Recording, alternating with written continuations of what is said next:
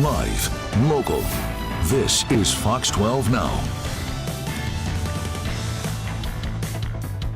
Hello, welcome back to Fox 12 Now. As always, thank you for joining us. We do live stream here every weekday, starting at 1 p.m., then going throughout the afternoon, covering a wide range of segments. And most of the time, we're here in the Fox 12 Oregon newsroom, but sometimes we get out of the studio and actually get to get out into the field. And that's what we're going to be talking about right now. We took a trip down to just outside of Gervais, Oregon, to Mid-Valley Clays and Shooting School.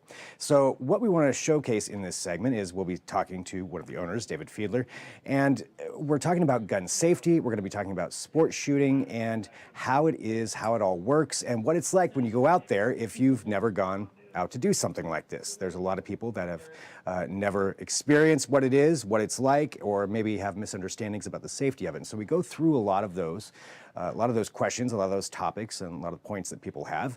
And we'll also have another segment that just demonstrates what it's like once you do go shooting. But we start off here in the showroom there at Mid-Valley Clays, talking to David just about how long they've had this company, how long they've had this place, and of course go through some of those safety points and talking about the guns themselves. So let's start off right there with David.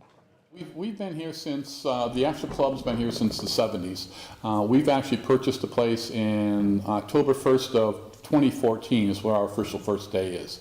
We got here, there was nothing here. There was no gun room, there was nothing that you see here. So we have new golf carts since then, we have all new traps out there, everything is brand new, is all I can say. And you've had this going, and we were talking about this before we went on, just about the competition side of it. You've got a lot of medals, a lot of trophies over there, and I know that's a big part of the recreational shooting experience. Right. It actually has turned into a real sport. Like originally this game was set up to be practiced for hunting. And it's actually went so far away from that. This is 100% a recreational game now.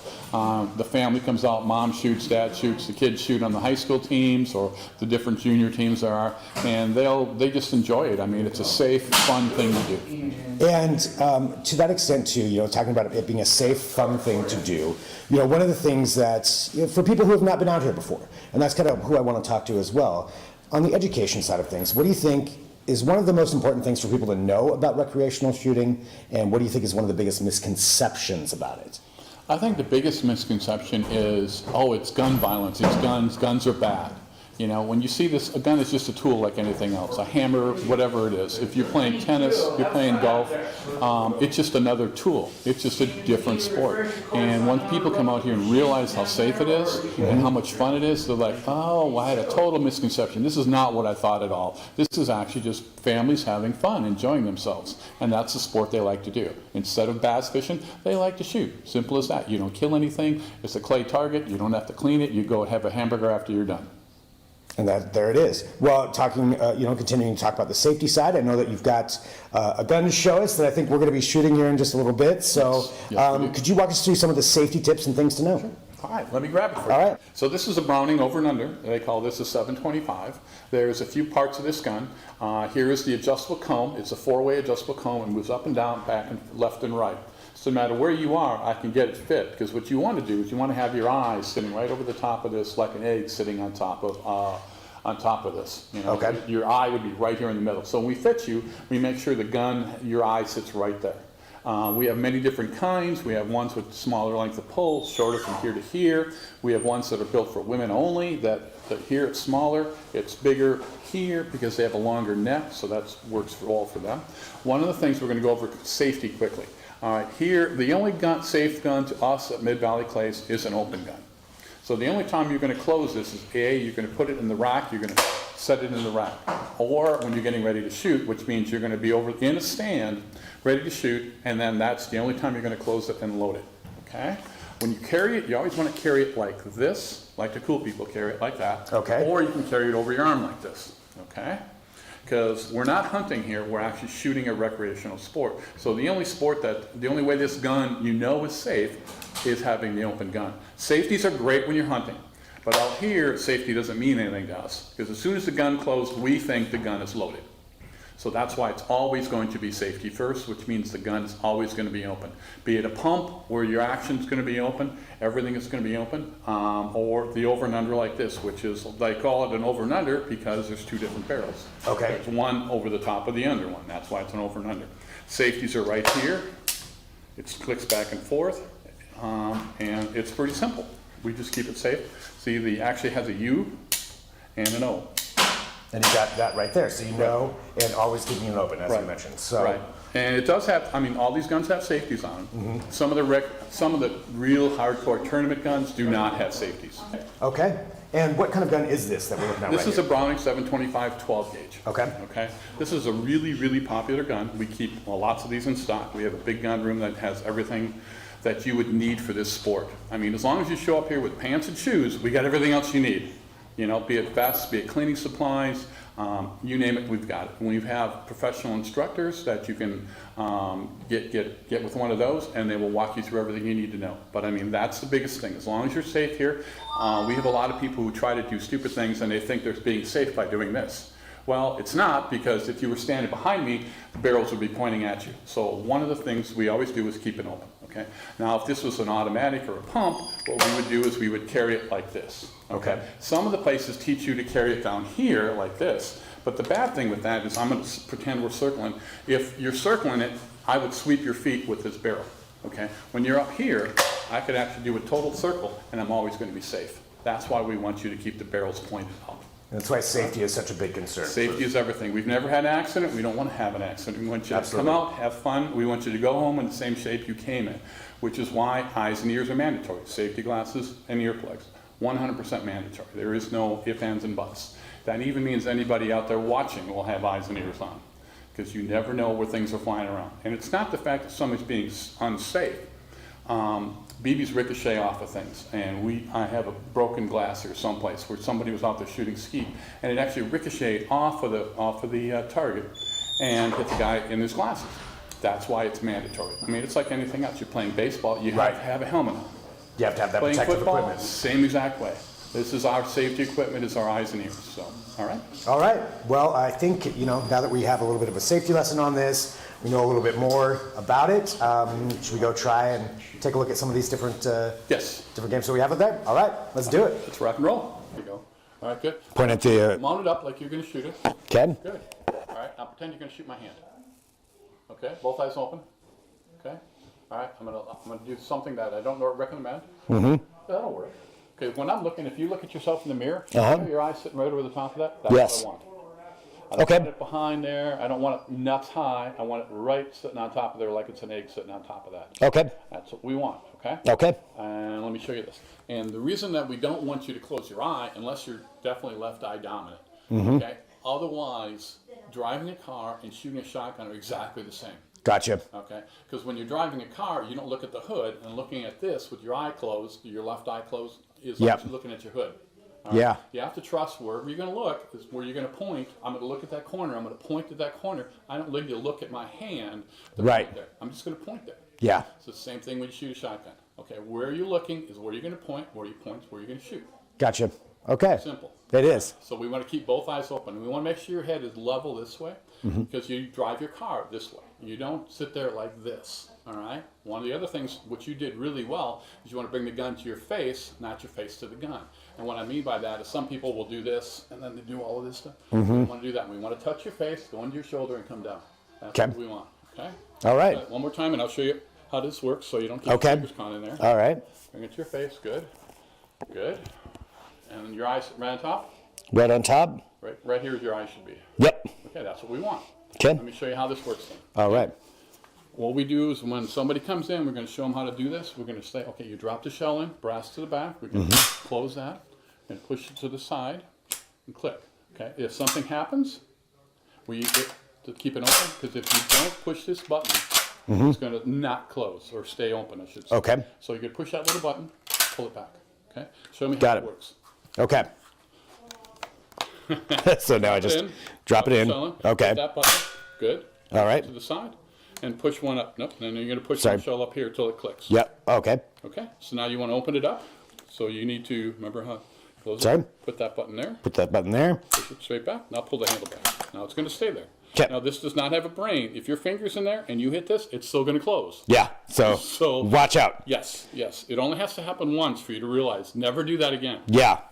Okay. Fair. All right. Okay. So you're good to go then. All right. One more time. Close it. Okay. Put the shell underneath. You can push it all the way up till it clicks. Good. Okay. Now you're going to open it up. Good. Flick it up. And again, you're going to carry this up, straight up and down now. Yep. Okay, the safety is, so we don't really use safeties here, but the safety's right there. Okay. Red means fire. Okay. All right, so that'll work for you? Okay. Perfect. Just like All we're right. going to throw it in the rack and we're going to shoot some police right away. All right. Perfect. All right, so we're going to come back here and show what the next segment is, but I want to give a big thanks to David. So again, walking through this, and showcasing how safe it was. So going through those safety aspects, making sure that you knew, you have your safety glasses everywhere that you go there, as long as you're out there where the guns could be firing. It felt completely safe for me personally. Walking around, at no point did it seem like anything was in danger. They have everything under control, and they go through those safety recommendations for anybody that comes out there. They also have the instructors, as David was mentioning, that you can go through and sit with somebody and really learn more about it. And that's what we wanted to show with this part. Now, of course, there's the shooting aspect. And the next little segment here that we want to show has to do with a specific game they have there called Helice. Helice. And Helice was apparently originally created in Europe in the 60s to simulate wild bird hunting. And the way it works, and we'll show this in this segment, but just to give you a little bit of a preview, you've got 5 different machines. Each one pulls up a kind of a clay that has essentially propellers on it. And each one of these pulls up, but you don't know which one is going to fire off. Now, when one fires off, then that's where you aim. And we'll explain this a little bit more and show a little bit of it, and also show what it's like as far as the action of being there and shooting. So again, this is, we want to inform you and show you what it's actually like if you were to do this for sport shooting. We have Mike Sullivan, who's part of this segment, who explains this. He is an actual professional competitor when it comes to these tournaments, and when we spoke to him on this day that we were out there, he was getting ready to fly off to California somewhere to do this.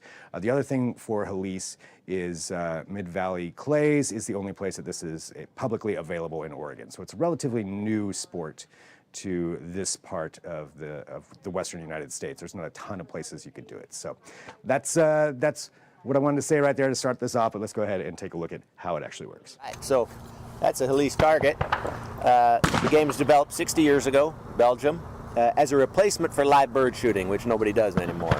So the goal here is to hit this target, break the white piece off, and land it inside the fence. That's what makes it a challenge. Okay. So each of these machines, 5 machines in front of you, has one of these targets on the head. When you hit that flashing green button, all of them will spin up, and then when you call pull or hup or go, one of them will release, and you'll have about a second to make the shot and drop the white cap inside the ring. That sounds extremely challenging. It's supposed to be the most challenging shotgun game in the world. And that's what we're starting off with. That's what we're starting off with, yeah. Great. No pressure. So Load load it. 2. Drop it in, hit the button. I need to Without get that, shooting make that. sure that's in there. Yeah, that's good. No, it'll slide up. It'll slide in? Yep. Okay. Okay, we're going to put the other one underneath. And remember, this one is ready to fire as soon as you close it up. Okay, it's ready to fire. Okay. Now, the first thing you're going to do is take a half step up. Okay. You're going to hit this little button here, All right. and they're going to start. And I'll say the word and... You say pull loud enough, and the target's going to come out. And just shoot twice at it. Lean forward a little more. Pull! Okay. Okay. Normally, you can shoot twice at it, remember. All right. Put one more shell underneath. It's going to load itself. Get yourself ready. Hit the green button. Okay. When you're ready, you call pull. Pull! Oh, you kind of wounded that one, but it didn't break. Didn't break. Okay. Okay. Try one more. We're going to try to get you one up in the air here.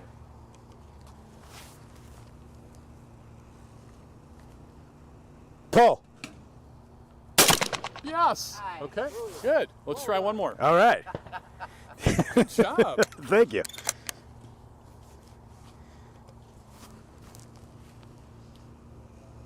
Pull! Shoot again, shoot again, shoot again. Right away. Pop, pop. Yeah, that's sorry. Should have done that. All right, let's take one more. Okay. Just drop it in. Perfect. Get one underneath. Very good. Very safe.